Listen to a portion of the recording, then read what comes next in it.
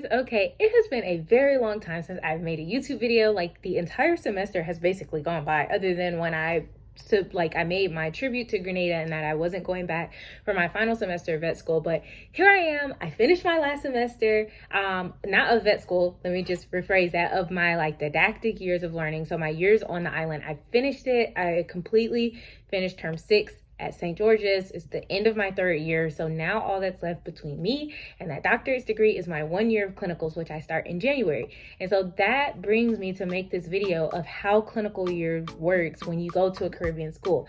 I get asked all the time. It's really similar whether you're at St. George's University or at Ross. Both of them are AVMA accredited and they kind of work very, very similar. I always tell people, if you're considering one, apply to the other two. I always have my little advice, obviously, of why I chose SGU over Ross, but I still think Ross is a great school and I have a really good friend there if you are considering it. But this is just about how clinical year works at both of those schools. Of course, mine's going to be a little biased to SGU because that's where I go, but I'm just going to be giving some background information of how it works. And at the end of this video, I'll be telling you where I'm going. In case you're unfamiliar with St. George's or Ross, I'm going to give you a quick little rundown of how it works. Basically, you go to the island. St. George's is in Grenada, Ross is in St. Kitts. You go to the Caribbean island for your basic science years, and then you come back to the US. You also have the option to go to England, Scotland. I think even SGU now has partnerships in Australia and New Zealand or Canada, and you do your clinical rotations there. And I get asked all the time is there a teaching hospital on the island? No, the answer is no for both schools. And again, I don't want to represent Ross as a not true Ross student, but just know all of the information that I'm saying in this video is going to be very similar at Ross. There is a teaching farm, we have a teaching small animal clinic, but we don't have a teaching hospital. And when I say teaching hospital, if you're interested in vet school, if you went to a university that has a teaching hospital for a vet school, think UGA, Auburn, Cornell, UC Davis, Washington State, Texas A&M, they have those huge, big hospitals. We don't have those on the island. There's just not the finances, not the space, any of that. And so that's why when you come back for your clinical year, you have to come back to the US or elsewhere.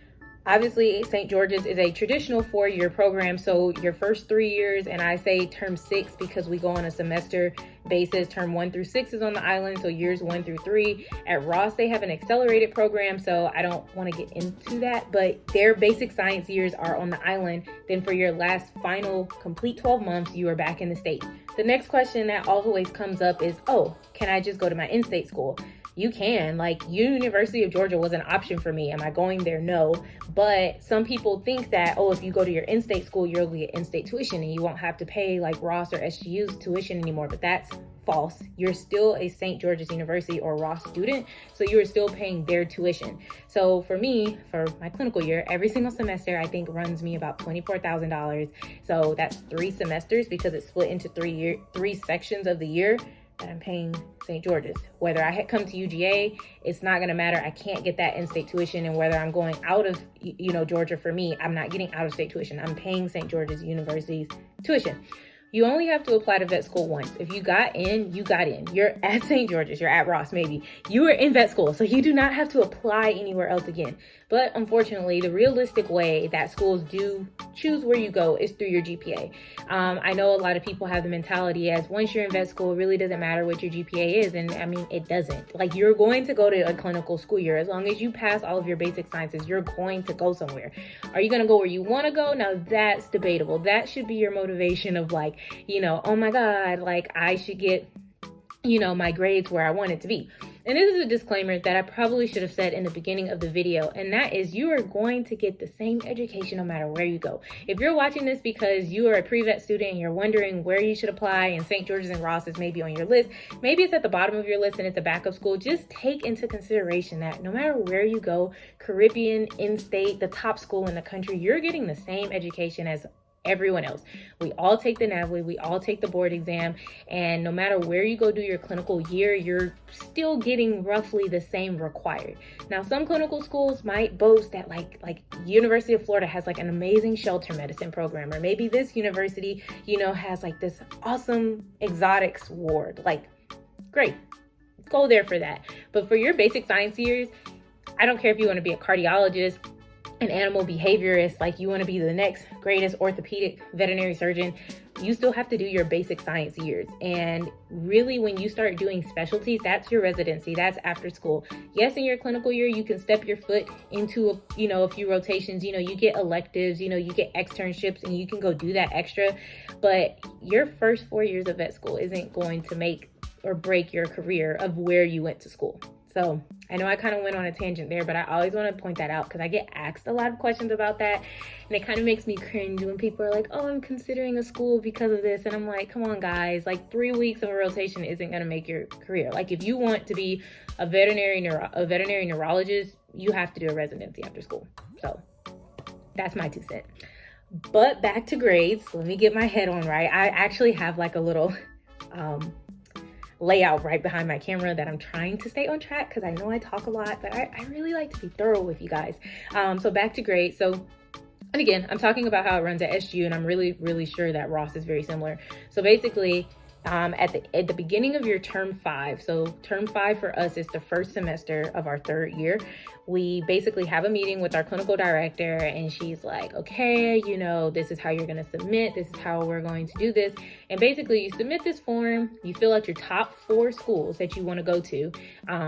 Your grades aren't public, your GPA isn't public within your class. Like you can reach out to the dean to find out, but it's really not gonna like make a difference at that point. So basically the grades that matter are from terms 1 through 4.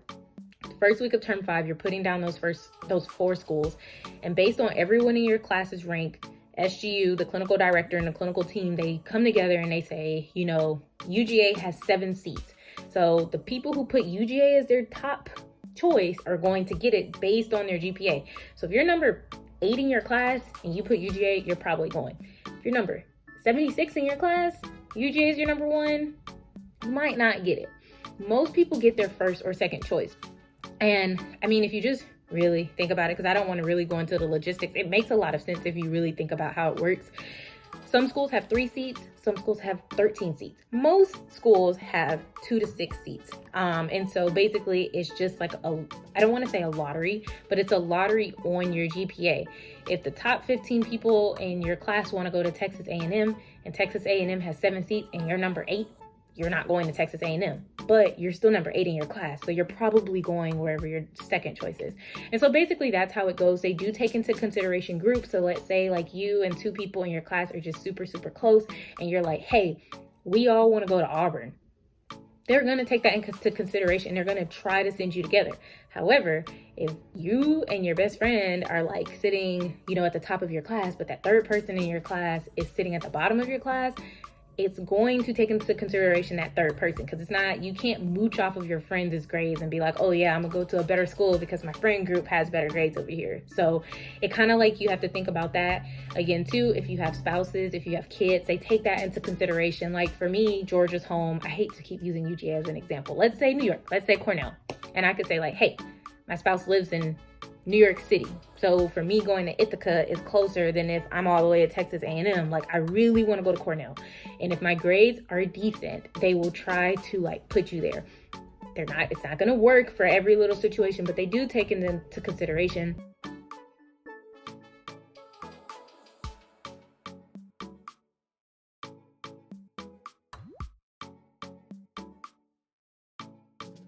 And most people kind of know, and it was really surprising for me because I guess I'm just from the East Coast. So all the schools I've always known are like UGA, Auburn, Florida, maybe NC State, Virginia, Maryland, and Cornell. Like those are like my thing. So it's very surprising to me because I'm thinking, oh my God, everyone's going to want UGA, Auburn. Like where are people going to go? And then there's some people and they're like, oh my God, I got my first choice.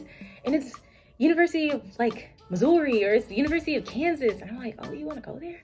But it's just for me because I'm like not from the East Coast. Like I'm from the East Coast. Like, so for me, like I don't ever want to go out Midwest. Like, so I'm like, oh, but so everyone in your class wants to go places. And that's what I'm saying. Like everyone almost gets where they want to go. So anyways, that's the layout. If you have any other questions, you can ask me. I want to move on to the next part of this video because like I said, I talk a lot and I could just go on and on into very small details. So I'm going to keep going. Okay, so the next thing I'm gonna do are some pros and cons as to like this clinical year process. Because like I said, I just went through this. So I put down for my choice, and this is where I'm going, is Lincoln Memorial University. So the pros and cons are like, you kind of get to, so like, let me go. Pros. Come on, Brittany. One thing at a time. Pros is like, you can go to a school for a particular thing, and I kind of touched on that before. Like, you know, if you see that this program like has like an awesome cardiology department, and you know you want to be a cardiologist, like cool, like you're at Ross or SGU and you know that like maybe cardiology is going to be a mandatory one, but then you could also do like an elective there, then like great. Or like maybe you know this is where like you really want to match for your residency program and you want to start to get to know the clinicians, then okay, that's great. For me, Lincoln Memorial had like a unique program, and it's something that a lot of the newer vet schools are like moving towards. A lot of people don't even know Lincoln Memorial's name because it's so new. Like I think their first class started in 2014, and basically they don't have that teaching hospital like UGA and, you know, Oklahoma, Kansas, Washington, all of those have like. So when you're in your clinical year, you go out into different practices. And for me, I thought that was cool. I don't want to specialize after school. I want to go straight into practice, and I want to be a practice owner for general practice one day. So for me, I felt that going somewhere like Lincoln Memorial and I could move around to different practices, take away little pieces from business owners and different vets who run their own practice was going to be more beneficial to me. It's a pro to me. For some people, that gave a lot of people anxiety. They want the one teaching hospital. They want the clinicians. They want the like hard structure. I didn't even want that. So anyways, but continuing on with the pros, it gives you another opportunity to travel again. Like I said, I'm not going to UGA. I put UGA as my number 4. I knew where I stood in my class. I knew I wasn't going to get my number 4. I knew I was going to get my first or second choice, and I got my first choice. And so for me, I was like, you know, whether I got my first or second choice, I didn't want to come home to Georgia. So to me, it was another opportunity to travel. You get to meet people again. Like, you know, you get to get away from the people in your class. But I guess for some people, like that could be bad, and I'll touch on that. And then another pro is that like you could potentially move closer to home. You know, obviously you've been away on a Caribbean island for several years, so now you're moving back home. Cons, again, you could still be moving further away from home. You could still be across the country. Another con is you have to relocate for a year. Like, you know, you were established on the island, you have moved all your life down there, and now you have to come back for the States, and it might still not be where you're going to be moving after graduation. So that's something else. You got to start a new lease and everything. You might be losing your circle of friends. Like, you know, you found your little niche down there in SGU or Ross. And then now it's like, oh my God, I got to go meet new people. Like maybe there are people from your school going to your clinical site, but it might not be your circle of friends, you know?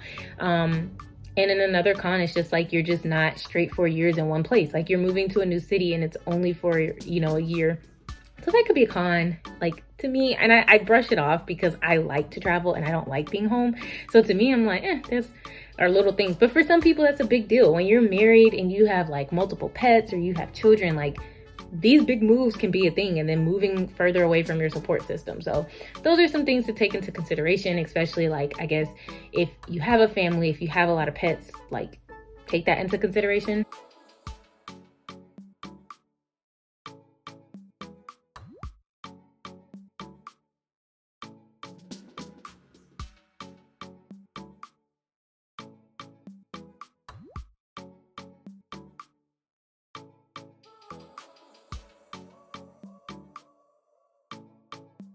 I'm going to tell y'all a little bit about where I'm going my clinical year, and I'm definitely going to be starting up my YouTube videos back up again because I will be on the road. So like I said, Lincoln Memorial doesn't have a teaching hospital. And so basically during the year or during your clinical year, you get to go and rotate through different sites. So they have 4-week rotations. Some schools have 2 and 3-week rotations, but at Lincoln Memorial has a 4-week rotation schedule. And through those 4 weeks, you can move around, or for each block, you can move around as little or as much as you want. So Lincoln Memorial has hub states and hub cities. So like say like Tampa is one, and I love Florida. So if I wanted to do most of my rotations in Tampa, I could. They say you can do like up to 85% of your rotations in one city, and you don't have to really move around, or you can move around as much as you want. So they have like hundreds of clinical affiliates. you get to choose 3 new ones. And some people like use that time to go cross country, which is what I'm doing. Some people just use the opportunity to just have like a different experience. And obviously, like, you can still go to Lincoln Memorial from a Caribbean school or just straight to Lincoln Memorial and still want to specialize, because you still have the opportunity to do specialty hospitals. You can go to like specialty centers and do those things. But for me, wanting to go into private general practice, I'm using it to my advantage to like get that clinical experience. I think it's really cool. I have a huge road trip planned out for all of 2022. And so that's when my YouTubes will start back up. I'm still on the fence of like how I'm going to make those videos. Am I going to be showing like my cases? Am I just going to be showing my time through vet school, or just the things that I do outside of school? It'll probably be a mix of all of them. I have to start studying for the NAVLE, which I take in April. So I might be doing some NAVLE study tips and tricks. But my page is definitely going to start being more vet related. I know that kind of was vet school, kind of was Grenada, but like it started us being Grenada, but like unfortunately I'm closing that chapter. I obviously want to visit one day later, but I think now the most thing is like just keeping my page consistent with just like the things I do and my travels, because I do want to travel. And you know, like I know I'll be traveling, I'll be doing excursions on the weekends. Like I'm not going to be one of those hermit vet school people. Like no, I am always on go. Like I'm always on go. So that's where I'm going next year. So I will definitely start doing more videos soon. And I'm really, really excited, and I hope you guys join me on my clinical year adventures next year. And so if you have any other questions for me, any other questions about clinical year, or just about how Caribbean schools works, please feel free always to message me on my Instagram. I check that the most often. I do always save my Facebook. I don't really like Facebook. So Instagram, if you have it. If you don't have Facebook, just let me know. If you don't have either of those, let me know in the comments. I might be able to email you. I never put my email out here, but I really like helping people. You know, I'm always here for you guys. I'm even like repping St. George's. Like, even though I said I was going to stop like doing videos because I feel like I advertise for them for free, and I'm like over that. So, but yeah, so my YouTubes will like go towards my clinical year. But I've also been doing other stuff. I guess like I could just like give you guys a brief update. I've gotten like really into CrossFit lately. Like I have become a little gym junkie. I go to the gym like 7 days a week. Like I'm not even lying. Even on my rest days, which is Sunday, I usually go running and work on my sprints. Like, oh my God, like since COVID, I know a lot of people gained weight during COVID, but COVID was my time where like I started my weight loss journey. And I started at 166 pounds. That was like the highest I've ever been in my life. And I am officially, the lowest I've been on the scale is 144. I think as of right now, I'm like 144. Did I just say that twice? The lowest I've been is 141. I think right now I'm 144, but I am definitely under 20 pounds lost weight.